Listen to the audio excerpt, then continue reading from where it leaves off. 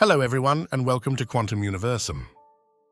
If this is your first time landing on this video, I recommend watching the previous chapters first. You'll find them all collected in the playlist dedicated to TAFTI the Priestess here on the channel. Each episode is a key step in understanding and practicing this powerful path of awakening. Today we'll dive into another important chapter. But first, let's review what we learned in the previous one. We understood that the algorithm of awakening and illumination helps you detach from the script. You are like mannequins that, once out of the shop window, start walking on their own. By staying in the film, you simultaneously step out of the sequence. By detaching from the film reel, you gain the opportunity to set your own movie. Managing the movement of the frame in relation to simple events is your training and your reconfiguration. And on top of it all, this is your transfiguration. Now let's dive into this new chapter together. As always, I'll read you the key parts of the book and provide you with immediate explanation. Original text. And on top of all this is your transfiguration. From snails, you are transforming into fireflies. When you illuminate the future frame, you emit an inner light, and the desired events are drawn to you like moths to a flame. Do you want to become fireflies? Then come on, hurry up and start monitoring the upcoming frame, start monitoring yourself and setting the reality. Those around you, those who still remain snails, will reach out their little antenna toward you and get closer, intrigued. At first, things won't go perfectly. You might even understand that you're capable of setting reality, but somewhere deep within your consciousness, a doubt will still be lurking. This means the reconfiguration isn't complete yet. That's exactly what the training is for, to switch you back into active mode, to get you used to looking ahead rather than down at the ground, and ultimately to convince you completely that you really, surprisingly, astonishingly, can set reality. There's only one thing to keep in mind.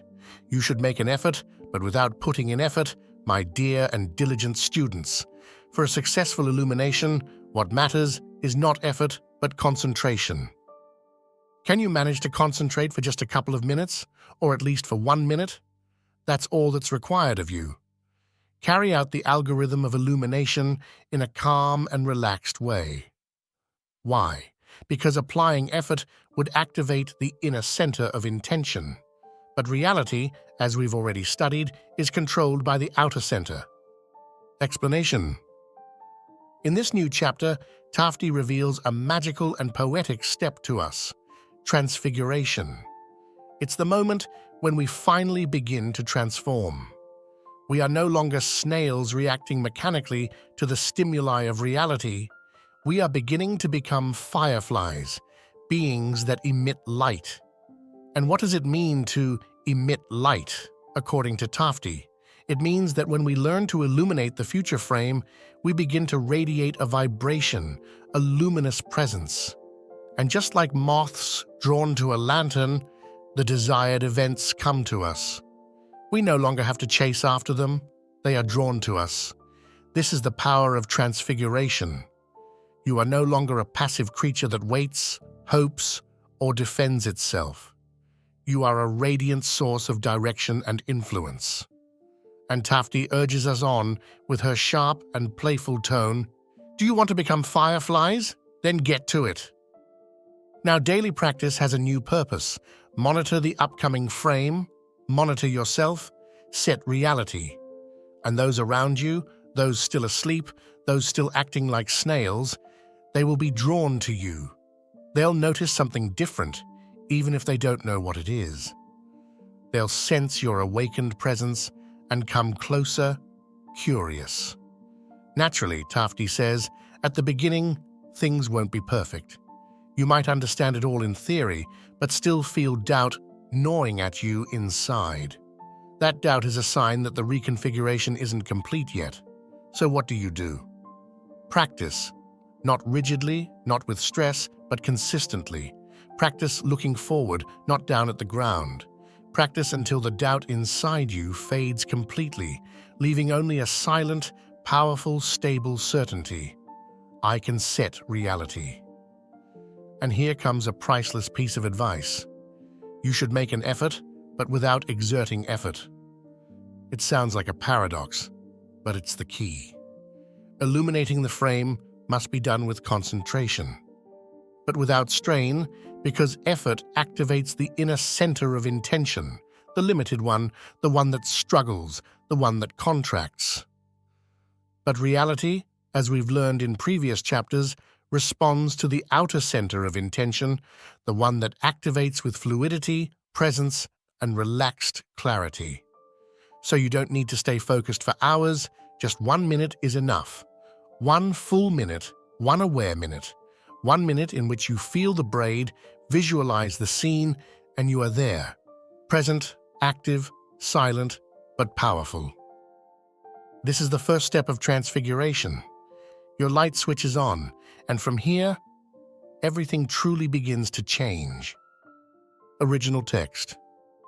What do you usually do when you're trying your absolute hardest?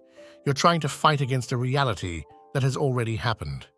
And what do you intend to do with the reality that's about to come? Exactly the same thing. You have this habit.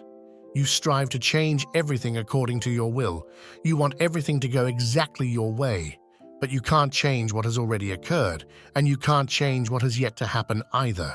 Can you change a movie that's already been filmed? No. The future can only be chosen, like a reel from the archive. Do you understand the difference? It must be chosen calmly and peacefully. Be aware.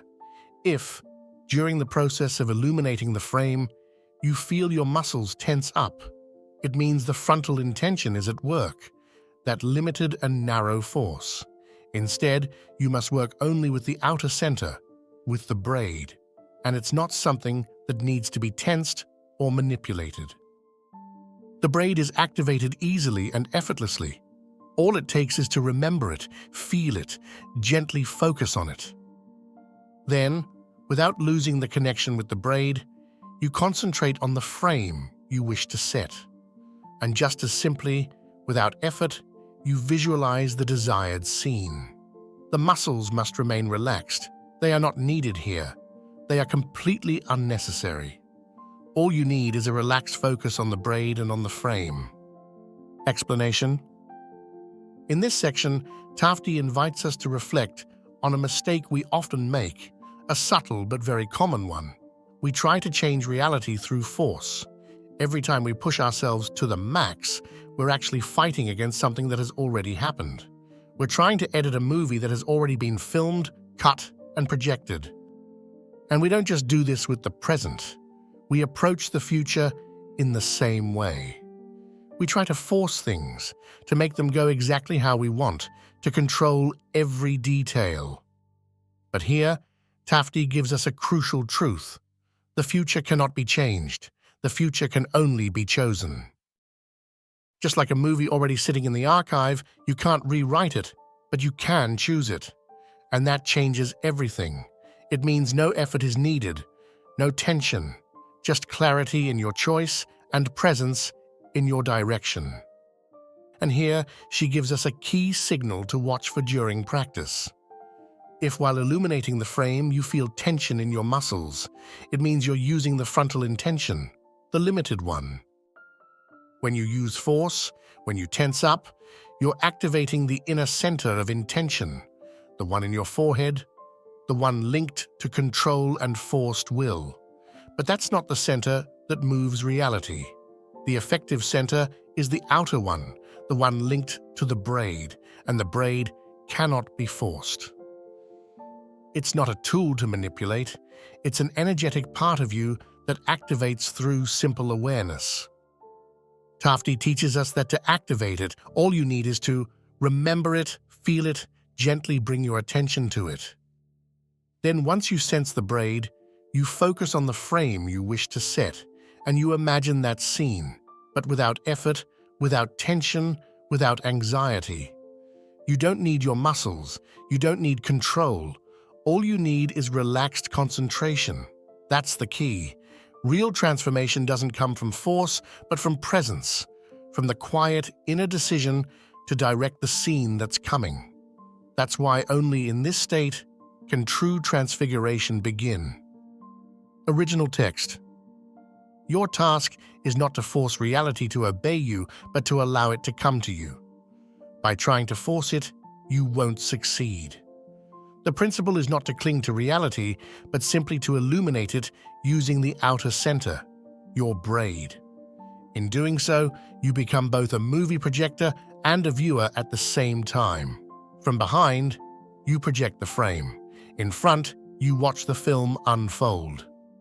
And all of this should happen as if nothing were happening, as if you had nothing to do with these operations. The outer center, as you may have noticed, feels both yours and not yours at the same time. You cannot pull on the braid.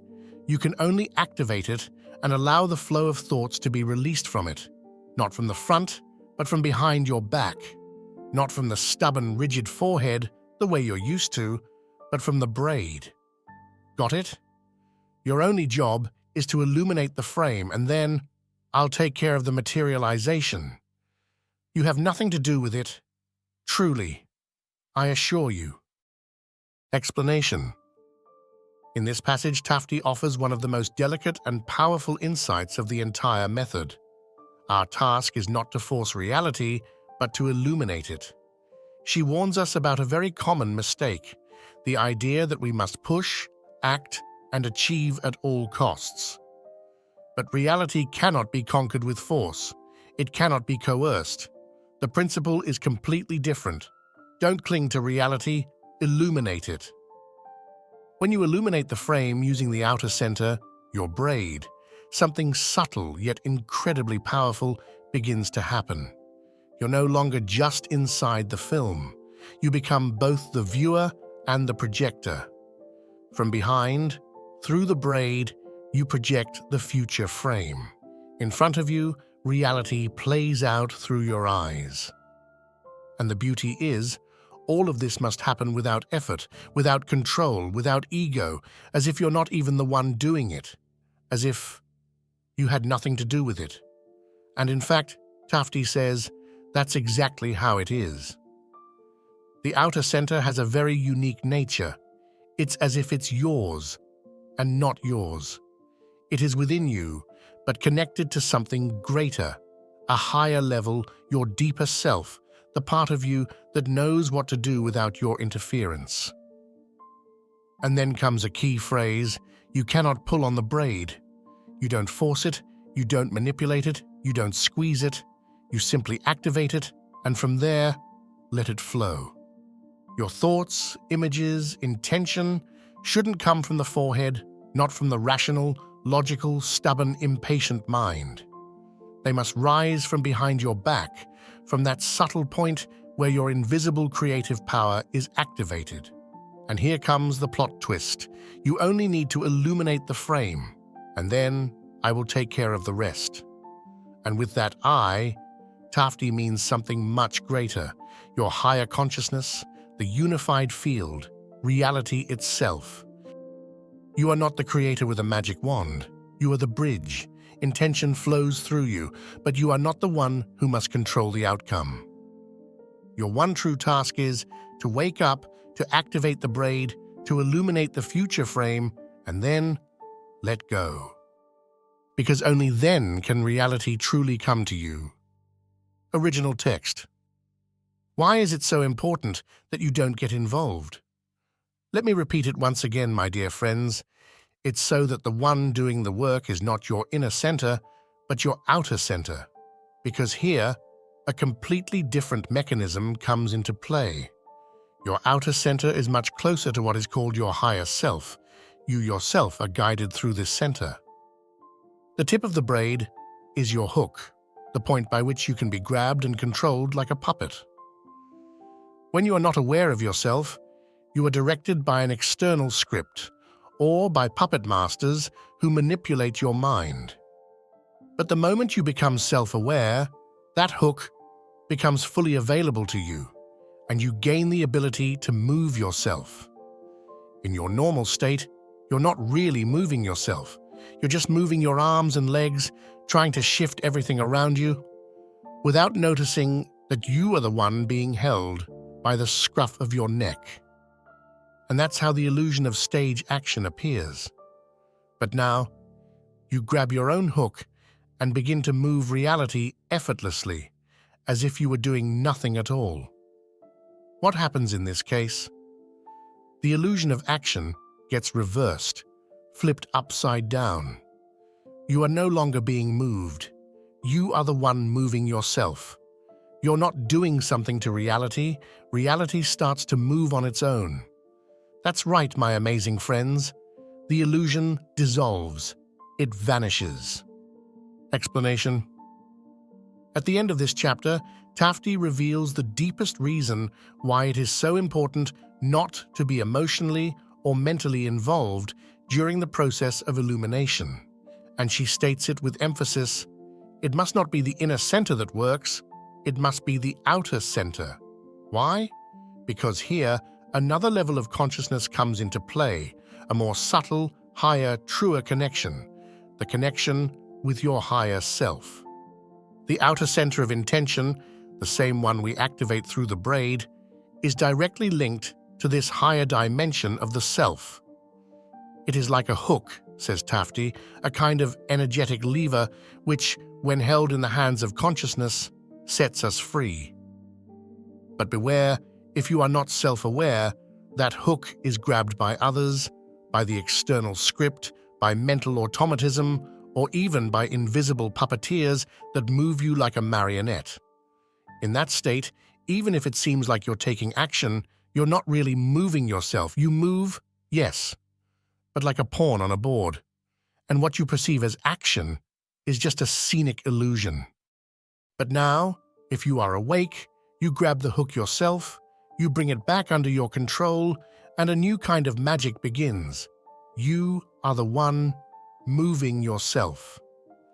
And through that inner movement, reality begins to move. And something extraordinary happens. You are no longer the one doing things. Things begin to happen on their own, following a direction that you set effortlessly. It's a complete reversal of experience. The illusion of stage action is overturned. The world no longer pushes you from the outside. You, in silence, in clarity, are now directing the scene from within. And as TAFTI tells us with both affection and firmness, the illusion dissolves. It vanishes.